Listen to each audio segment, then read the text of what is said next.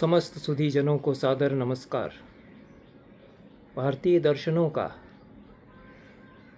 कदाचित ही कोई ऐसा सुधी अध्येता होगा जो गोस्वामी श्याम मनोहर के नाम से अपरिचित हो। गोस्वामी श्याम मनोहर समकालीन दार्शनिक विश्व में न केवल एक श्रेष्ठ विचारक चिंतक के रूप में प्रतिष्ठित हैं, वे पुष्टि मार्गी वैष्णव परंपरा के एक प्रमुख आचार्य भी हैं और बड़े व्याख्याकार भी हैं। वे धर्मगुरु हैं, पर केवल धर्मगुरु नहीं हैं, वे विश्व की समस्त चिंतन परंपराओं पर दृष्टि रखते हैं। उसके साथ महाप्रभु वल्लभाचार्य और विट्ठलनाथ जी द्वारा प्रवर्तित शुद्धाद्वैत दर्शन और पुष्टि मार्गीय परंपरा के सारे ग्रंथों का जिस तरह उन्होंने स्वाध्याय किया है, उस ग्रंथ परंपरा की रक्षा के लिए भी वे हमारे बीच उदाहरणीय हैं। वे अच्छे प्रवचनकार हैं, मार्गदर्शक भी हैं। जिज्ञासुओं के लिए रसायन होते हैं उनके वचन। आधुनिक जीवन की चुनौतियों को समझते हुए उनके बीच पुष्टि मार्ग के सिद्धांतों की बहुत सरल व्यावहारिक व्याख्या और तर्कसंगत व्याख्या वे करते हैं। वो शास्त्र रक्षा, शास्त्रों पर अधिकार के साथ भक्ति के स्वरूप और भक्ति मार्ग का जो वैशिष्ट्य है और उसमें जो जीवनोपयोगिनी दृष्टि है, उसको वे उद्घाटित करते रहे हैं अपने प्रवचनों में, अपने ग्रंथों में। विपुल साहित्य उनका है और अपनी सुदीर्घ जीवन यात्रा में कितने सम्मेलनों में, कितनी संगोष्ठियों में, कितने शिविरों में, कितनी चर्चाओं में, परिसंवादों में उन्होंने कितने संबोधन किए हैं, अपने व्याख्यानों के द्वारा कितने लोगों को लाभान्वित किया है, यह कहना कठिन है। मेरा एक प्रस्ताव यह है कि गोस्वामी श्याम मनोहर के लेखन और जीवन पर गंभीर शोध कार्य किया जाना चाहिए। इसकी बहुत आवश्यकता है। पुष्टि मार्ग की परंपरागत वंश परंपरा में उनका जन्म हुआ। सीधे वे महाप्रभु वल्लभाचार्य की जो वंश परंपरा है उसकी डायरेक्ट लाइन में आते हैं और उनके पांडित्य का तो कहना ही क्या है। वेद, उपनिषद, भागवत, इन ग्रंथों पर उनका अधिकार है। पुष्टि मार्ग के सारे ग्रंथों पर असाधारण अधिकार के साथ वे बोलते हैं। पारंपरिक शिक्षा उनकी हुई और बड़े गुरुओं से उन्होंने अध्ययन किया, पर आधुनिक विश्व से परिचित भी हुए, आधुनिक चिंतकों का भी अध्ययन किया और परंपरा और आधुनिकता के बीच में सेतु की तरह वे कार्य करते रहे हैं। विदेशों में खूब गए हैं, वैदेशिक जिज्ञासु जनों को संबोधित बहुत किया है और अपना एक जीवन दर्शन उन्होंने निर्मित किया है। मनुष्य श्री कृष्ण का एक अंश है और उसका लक्ष्य है पुष्टि या अनुग्रह प्राप्त करना और प्रेममय जीवन व्यतीत करना तदनुसार, और केवल वैराग्य और कर्मकांड से नहीं, प्रेम समर्पण और अनुग्रह से यह जीवन में हासिल किया जा सकता है, ऐसा वे बताते रहे हैं और इसकी एक साधना पद्धति भी वे निर्दिष्ट करते रहे हैं। ज्ञान भी मुक्त करता है, यह उन्हें देखकर हम अनुभव करते हैं। वे अंतःकरण के परिष्कार पर बल देते हैं। उस सेवा का क्या अर्थ है यह भी वे बताते हैं। वह प्रेम की अभिव्यक्ति है और सेवा बाहरी उपासना में ही सीमित न रहे, बल्कि बाहरी उपासना को छोड़कर भीतर की भावनात्मक स्थिति सेवा के द्वारा निर्मित हो, प्रेम और समर्पण और विनम्रता के द्वारा। इसके लिए वे उद्बुद्ध करते हैं अपने श्रोताओं को। आधुनिक जीवन के तनावों और प्रतिस्पर्धा के जीवन की जो विषमताएं हैं उन पर वे बात करते हैं, उनके निवारण के लिए मार्ग सुझाते हैं। पुष्टि मार्ग गृहस्थाश्रम में रहते हुए किस प्रकार से संसार को छोड़े बिना साधना का पथ प्रशस्त करता है, इसको वे सुस्पष्ट रूप में इंगित करते रहे हैं। उनकी दृष्टि से तो गृहस्थ जीवन आध्यात्मिक साधना का एक उपयुक्त क्षेत्र भी बन जाता है।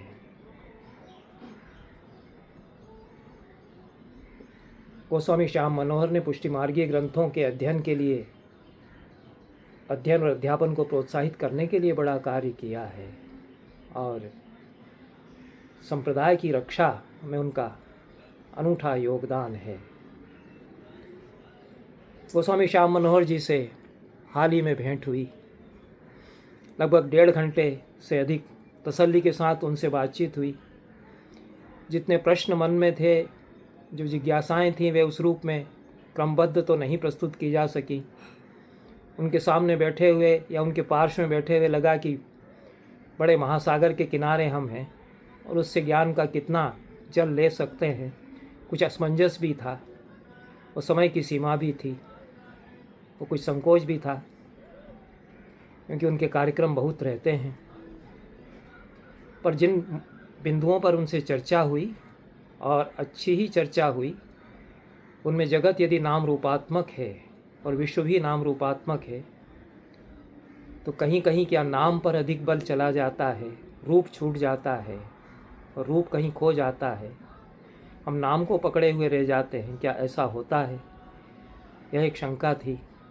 उपनिषदों में तो नाम रूपात्मक जगत की बात की गई है और कहा गया कि परमेश्वर सब रूपों की रचना करके उनके नाम रखकर उन नामों में अंतः प्रविष्ट है, स्वयं व्यवहार उनके द्वारा करता है। और नाम रूपे व्याकरवाणी सर्वाणि रूपाणि विचित्य धीरो नामानि कृत्वा अभिवदन यदास्ते।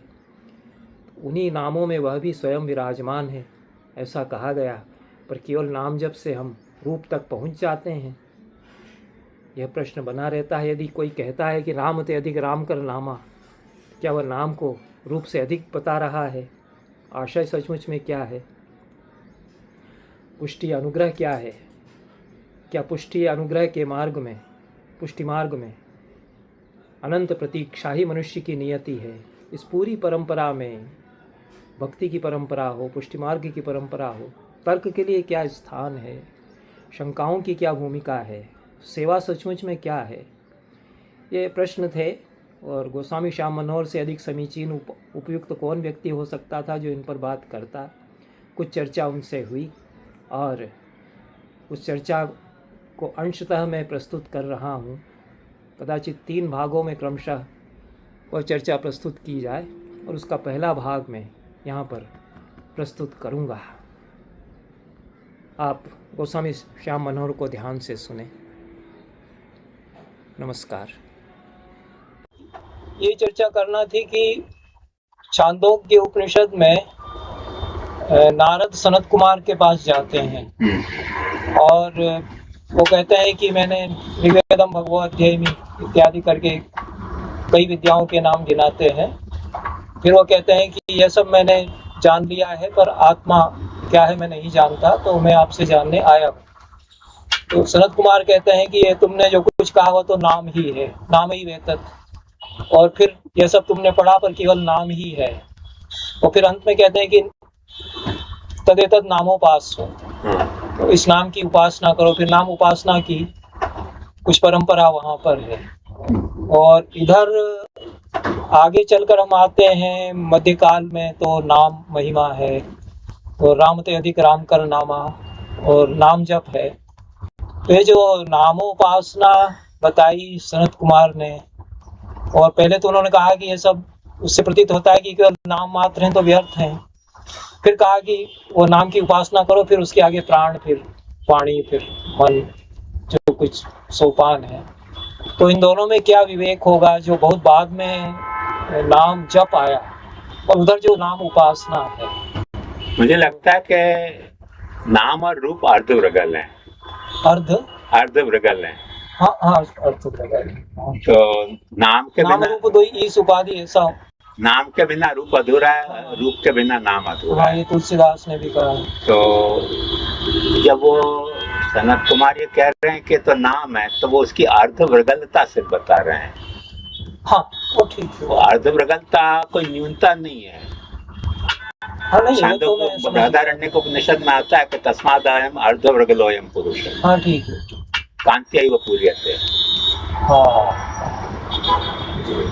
तो वो कोई अर्धवर्गलता पुरुष की न्यूनता नहीं है, लेकिन केवल उसी में तो अपूर्ण है, हाँ। केवल उतने में तो अपूर्ण है। अब उसमें एक बात यह है कि वो अर्धवर्गलता जो है, हाँ थोड़ा विषयांतर में करूं तो, जैसे बहुत सारे अब साइंटिस्ट ये कह रहे हैं कि इन फ्यूचर शायद पुरुष जाति नहीं रह जाएगी, स्त्री जाति रहेगी और वो स्वतः सक्षम होगी। कितना सच है कितना झूठ मैं नहीं जानता, मगर XY के जो हाँ ये जो स्त्री पुरुष युगल है वो पुरुष युगल है तो वो नहीं रहेंगे। हाँ बर्ड्स में तो होता है ऐसा, बर्ड्स में ऐसा होता है, मुर्गे में तो बताया जाता है कि हो जाता है। तो यदि किसी को भी आपने एक में समग्रता देखी, जैसे गंगा के एक घाट में आपने गंगा की समग्रता देखी तो आप गंगा स्नान कर रहे हैं, वरना तो घाट पे नहा रहे हैं।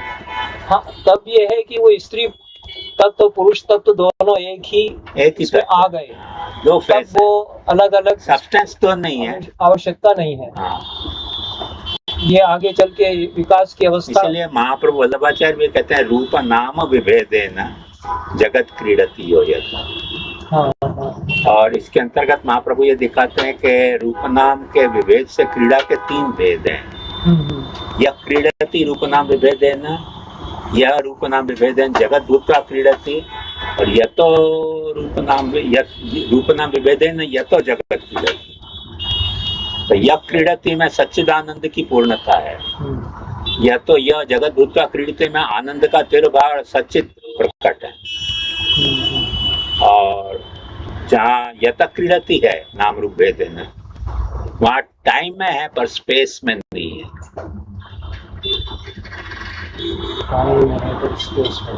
तीसरी अवस्था, एक अवस्था रूप नाम की क्रीड़ा की वो भी है। तो किसी भी एक रूप को यदि आप पकड़ो तो नाम आपको आएगा आएगा आएगा। नसोस्ति प्रत्यय लोक यह शब्दानुगमादित्य भर्तरी कहते हैं। और ना कोई नाम ऐसा नहीं है कि जिसके कॉरेस्पॉन्डिंग कोई रूप ना हो। यदि रूप नहीं होता है, जब भी हम नाम धरते हैं तो एक रूप से हम उसको मंडित करते हैं। तो अनुविद्यमिव ज्ञानम सर्वम शब्देन भासते, तो शब्दानुवेद निरंतर रहेगा, शब्दानुवेद अंतिम स्थिति में भी रहेगा, इसके बिना तो। और टू द एक्सटेंट के भागवत में तो वेद स्तुति से अर्थ में आती है। हाँ। सब कुछ प्रलय में सब कुछ खत्म हो गया था जी। और वो जय जय जय जाम अजित दोष ग्रवित गुणाम जय, वो श्रुति जो है प्रमाण जो है वो प्रमेय को जगा रही है। ठीक, तो प्रमाण से तो प्रमेय जागेगा, प्रमाण से प्रमेय तक पहुंचेंगे। माने जैसे रेशियो कॉग्निसेंडाई और रेशियो कॉग्निसेंडाई और रेशियो एसेंडाई का जो रिलेशन है, तो नाम का जो रूप, नाम की जो कारणता रूप में वो रेशियो एसेंडाई है, और रूप नाम की जो रूप में कारणता है वो रेशियो कॉग्निसेंडाई है, ज्ञापक कारकता। और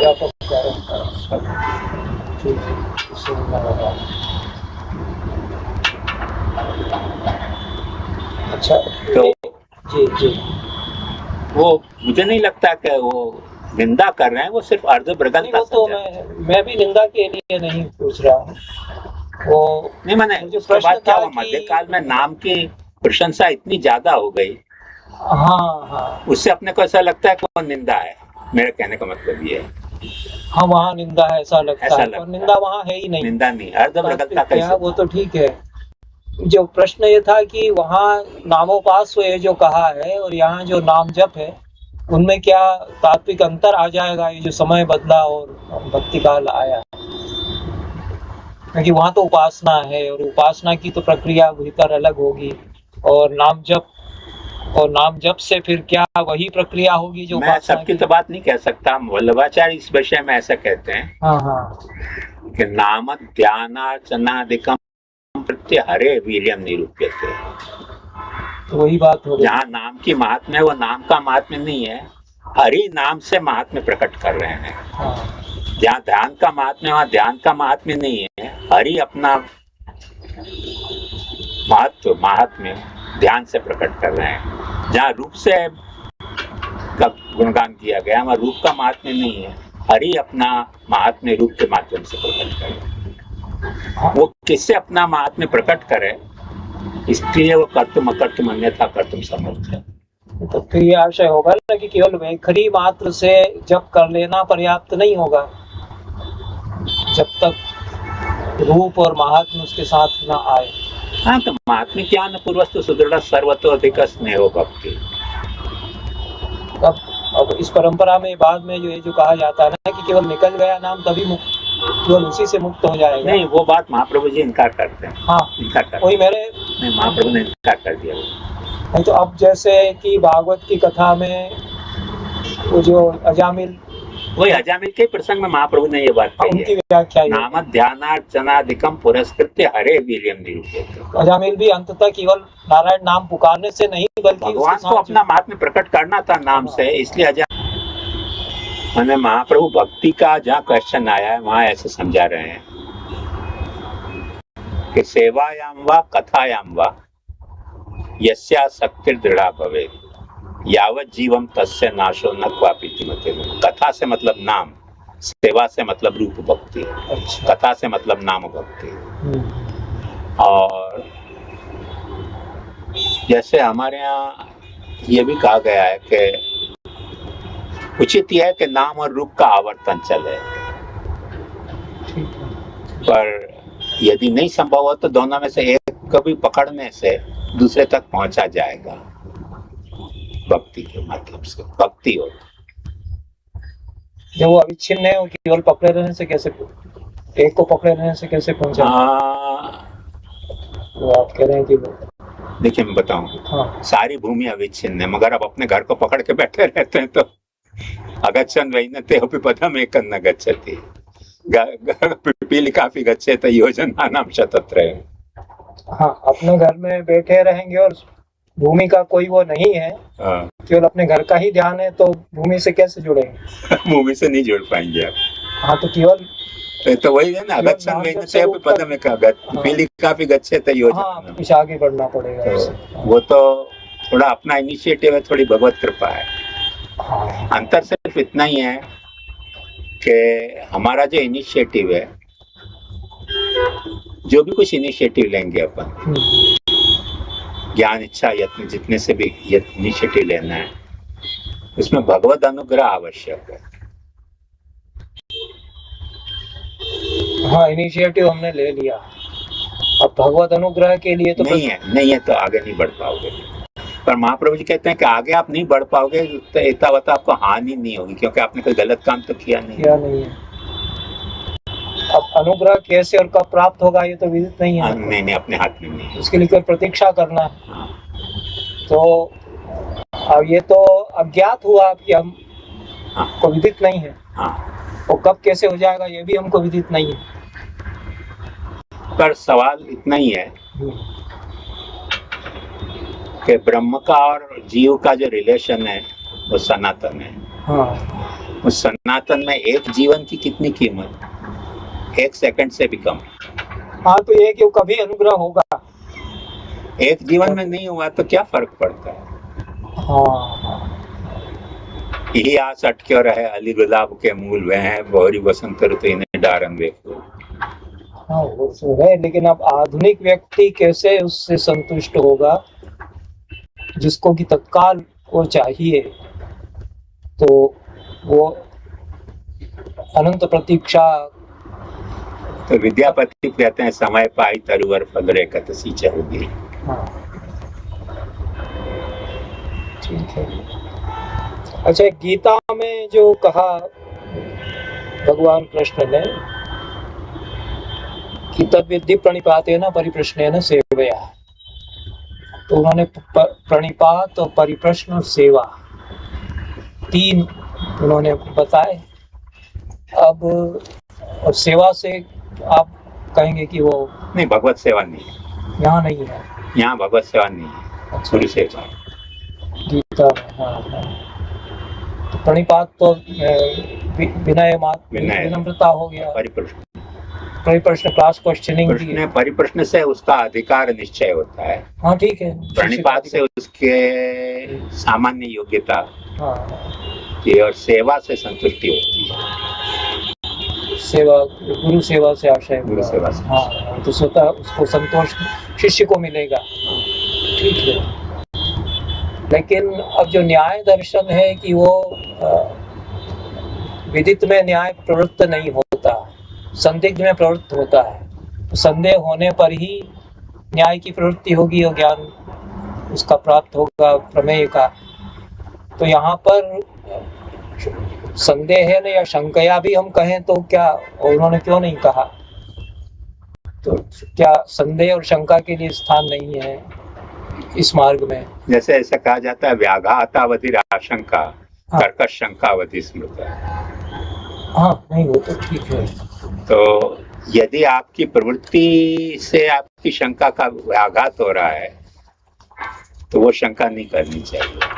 अच्छा अच्छा अच्छा, हाँ। व्याघातावधि आशंका और तर्कश शंकावधि स्मृता। तर्क उतनी देर तक करो जितने तक शंका हुए, और तर्क शंका कब तक करनी, जब तक व्याघात ना होता हो। किसका व्याघात? वदतो व्याघात, व्यवहार व्याघात, विश्वास व्याघात। फिर भी तर्क और शंका और संदेह के लिए तो स्थान है ना, है निश्चित है। क्योंकि तर्क यदि नहीं किया, ये तर्केणानुसंधत्ते धर्म वेदनित है। और पूरा एक देखिए ब्रह्मसूत्र के जो अधिकरण की रचना है, विषय, संशय, पूर्व पक्ष, उत्तर पक्ष और हेतु, पूरा पंचावयव अनुमान है ब्रह्मसूत्र में, सुबोधिनी की नहीं, किसी भी भाष्य में। हाँ, किसी भी भाष्य, शंकर भाष्य ले लीजिए, रामानुज भाष्य लीजिए, माधव लीजिए, भास्कर लीजिए, श्रीपति लीजिए, जो 5 अधिकरण का है, विषय संशय पूर्व पक्ष तथा परम संगतिश्चैति पंचांगम शास्त्र अधिकरणम सत्यम। तो विषय संशयश्चैव तो अधिकरण का विचार का प्रमुख अंग है। और आज तो नहीं रहा इतना महत्व, पर मेरे विद्या गुरु जो समझाते थे कि जब तक तुमको संशय नहीं होता तब तक तुमको विषय समझ नहीं आता।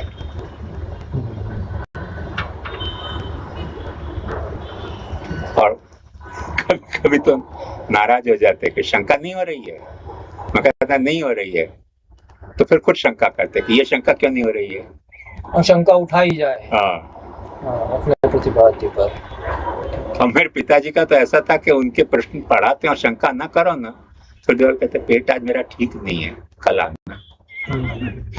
विद्यार्थी को विदाई कर। महाप्रभु का माधव दर्शन से, मध्वाचार्य से, वही लेख मैं अभी लिख रहा हूँ। वहाँ पेजावर स्वामी जी का दिल्ली में सेमिनार है, तो कुछ उन्होंने मंगाया, तो मैंने कहा मैं आपको पूरा रिकॉर्ड देता हूँ किस तरह से। तो वल्लभाचार्य के ग्रंथों में मध्वाचार्य के लगभग 50 से अधिक श्लोक है, वर्बेटम मिलते हैं। अच्छा। तो लोग समझते हैं चोरे हैं, वो चोरने की जरूरत क्या, हजारों श्लोक उन्होंने लिखे, 50 श्लोक नहीं लिख सकते थे। तो अध्ययन काल में उन्होंने कंठाग्र कर लिए होंगे, जब अपनी बात कहनी है तो वो श्लोक आ गए। उनको उस समय तो कॉपीराइट की कोई ऐसी उदाहरण नहीं रही। वही मैंने सतगुरु का भी सब अपना ही है, ये सुना हुआ है। लगभग 50 से भी अधिक श्लोक मध्वाचार्य के वर्बेटम मिलते हैं। और वो द्वैतवादी है, नहीं द्वैतवाद का खंडन करते हैं। शुद्धाद्वैत और द्वैतवाद की तत्व मीमांसा में तो अंतर होगा ना, बहुत अंतर है। शुद्धाद्वैत और इवन विशिष्टाद्वैत से हमारा बहुत अंतर है। रामानुज से बहुत अंतर हो गया। मैं साउथ में गया था तो एक विशिष्टाद्वैती विद्वान मुझे मिले। अब उनसे कहते तुम्हारे और हमारे में अंतर क्या समझा। हाँ ये तो अब मैं जो अंतर समझा वो क्या, वो तो हम भी मानते हैं, वो भी हम भी मानते हैं। अच्छा। हाँ अंत में मैंने उनको वेदांत देशी का एक श्लोक सुनाया कि प्रसजति च तदा सर्वशास्त्रोपघात इत्थम ब्रह्मापि विहृत इच्छया विहरति प्रसजति च तदा सर्वशास्त्रोपघात। मैंने कहा ये गाली आपने आपको रामानुजाचार्य को दी है, वेदांत देशिक ने किसको दी है? मैं कही हमको दी है, और हम वेदांत देशिक के भक्त हैं। हाँ गाली खा के भी बेमजा नहीं हुए हैं। वेदांत देशिक तो रामानुज मगर हमको बड़ा आदर है वेदांत देशिक पे। हाँ, नहीं, मैं जब 6 बरस का था, आप मानेंगे नहीं, पिताजी ने वेदांत देशिक के 100 श्लोक मुझे रटवाए थे। बहुत बड़े महान कवि हैं वो, एक तो गजब कवि तो उनका बड़ा। और वेदांत देशिक का एक श्लोक महाप्रभु जी ने लिखा है, वो गलती से हमारे यहाँ लोग ऐसे मानने लगे कि महाप्रभु जी ने लिखा हुआ है, मगर एक्चुअली वो वेदांत देशिक का है। न्यासा आदेशेषु धर्मत्य जन वचनतौ किंचित्, तो वल्लभाचार्य की खुद ने कमेंट्री और लिखी है ये अक्षर। उन्होंने ये नहीं कहा कि ये वेदांत देशिक का बहुत बाद में वल्लभ जी ने कहा। हाँ वल्लभ जी करके एक हुए 6ठी पीढ़ी पे, उन्होंने रिसर्च करके बताया भाई ये अपना नहीं है, ये वेदांत देशिक का है। मगर आदर है, यानी हमारे यहाँ ऐसे उल्लेख है, मैंने यदि वेरिफिकेशन नहीं किया है, पिताजी के मुख से सुना था कि वल्लभाचार्य के क्यों कनिष्ठ आत्मिक गोस्वामी विठलनाथ जी थे, वो साउथ पधारे और वेदांत देशिक की शतदूषणी अपने हाथ से कॉफी करके लाए, जो नाथा द्वारा में विराजती है। सर वेदांत देशिक की गोसाई जी के हाथ की लिखी हुई शतदूषणी तो खंडन ग्रंथ हुआ। हाँ, शतदूषणी तो मैंने बहुत जबरदस्त उसकी कॉपी हस्तलिखित गोसाई जी के हस्ताक्षर की है, महानाथा द्वारा में सत्या जी की। मधुसूदन के साथ हमारे बहुत अच्छे रिलेशन थे, समकालीन हो गए लगभग एकदम। गोसाई गोस्वामी विठलनाथ जी मधुसूदन के विशिष्य। अच्छा, और वल्लभ इनके कनिष्ठ भ्राता हैं वल्लभाचार्य जी के, गोसाई कनिष्ठ आत्मज हैं, आत्मज। हाँ वल्लभाचार्य ने, क्योंकि वो भी अड़ेल में रहते थे, ये प्रयाग में रहते थे, तो गोसाई जी को उनके पास पढ़ने के लिए भेजा। मधुसूदन सरस्वती के हाँ, तो बड़ा आदान प्रदान होता रहा है, लेकिन और मार्ग तो अलग रहा। मंदार में वो मधुसूदन कितना वल्लभाचार्य के लिए बताऊं? हाँ आश्चर्य होगा। अच्छा, मतलब संवाद बहुत करते हैं। हाँ, और वल्लभाचार्य के लिए गजब का उनका वचन है। छे तो मैं नोट करना चाहिए, क्योंकि दोनों में संवाद इतना गहरा है और वो खंडन भी है। हाँ, दोनों का।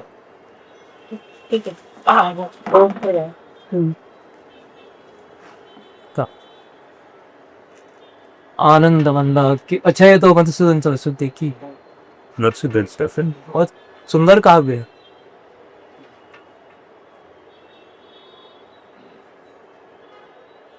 अब ये देखिए, ये वल्लभाचार्य के जो सेव्य स्वरूप की उन्होंने स्तुति की है पूरी। अच्छा, हाँ, क्या बात। अलकावट सदरी के मैं पढ़ूंगा इसको, आनंद मंदार की। अच्छा, ये काव्यमाला में छपा था, वो मेरे पास है, ये टीका सहित नहीं है।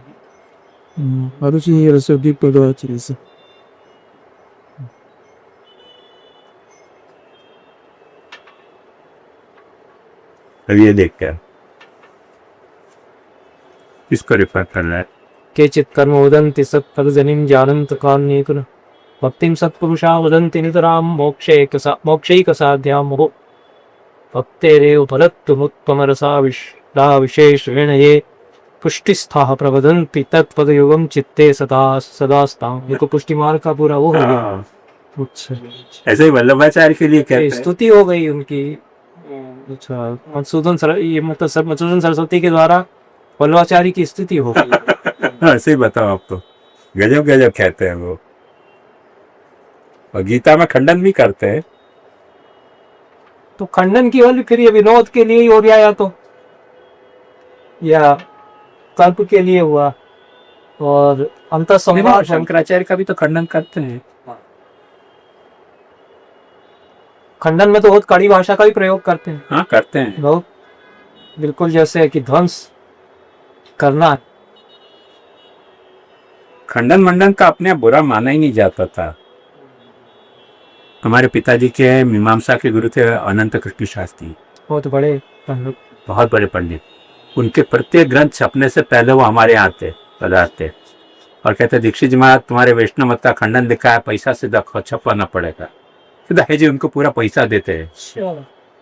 और क्योंकि उनको कैंसर थे दोनों पग में, तो चल तो सकते थे पिताजी को, तो उनको छोड़ने मुझे जाना पड़ता था नीचे कार तक।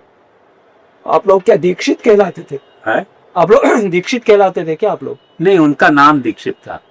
अनंत कृष्ण नहीं, पिताजी, मेरे पिताजी का नाम। अच्छा, दीक्षित नाम था, गोत्र नहीं? गोत्र तो हम लोग भारद्वाज गोत्री है।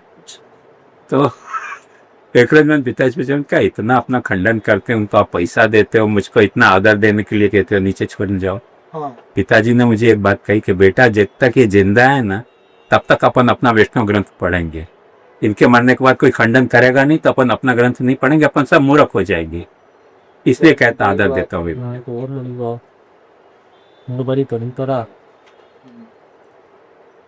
मुझे बड़े अरसे तक समझ नहीं आया, मगर बहुत बाद में मुझे रियलाइज अपने पिताजी से श्री वल्लभ चरणीय हृदय धरणीय कृपा पृष्ठया मई शरणी करणीय परिहरणीय प्रभु भूप। श्री वल्लभ से वल्लभाचार्य के लिए कहेंगे। उन्होंने तो श्री कृष्ण के चरण सर्वसमर्थ है, अनुवाद में श्री वल्लभ के चरण, तो श्री कृष्ण के लिए कह रहे हैं इनके टीकाकार के अनुसार। हाँ, वल्लभ कैसे और भी है, वल्लभाचार्य के लिए बहुत कुछ इसमें लिखा है, आप देखेंगे तो आपको पता है। बहुत सुंदर, और खंडन भी बहुत अच्छा करते हैं। हाँ। ये तो अपने आप। लेकिन प्रसंग पूरा श्री कृष्ण के वर्णन का है। हाँ, एक जगह कहते हैं कि वल्लभाचार्य को जो भक्ति है, ऐसी भक्ति जब मुझको मिले तो मेरा उद्धार हो जाए। मैं आपको दिखाता हूँ। श्री वल्लभ हृदय सदैह सम्यक विराजते सही कृष्णो भावानंद सती में मानस। तो लगता है कि वल्लभाचार्य पर लिख रहे हैं काव्य और श्री कृष्ण स्तुति कर रहे हैं। हमारे महाप्रभु जी के पास जितने स्वरूप विराजते थे विग्रह भगवान के, उन सब की स्तुति है इसमें। हाँ, one after the other. Navneet Priya ji की, गोवर्धन गिरिधर, किसमें सब स्वरूपों की स्तुति है। तो कितने क्लोज हो गए उनको ये पता था कितने स्वरूप विराज रहे हैं। तो भक्ति के स्तर पर सारे भेद खत्म हो जाते हैं और ज्ञान के तर्क के स्तर पर लोग खंडन करते हैं। और इससे भी मजेदार आपको बात बताऊं कि मधुसूदन सरस्वती के लिखा हुआ हस्तलिखित ग्रंथ हमारे यहाँ विराजता है। कहाँ पर? नाथद्वारा में उनके हाथ का लिखा हुआ है।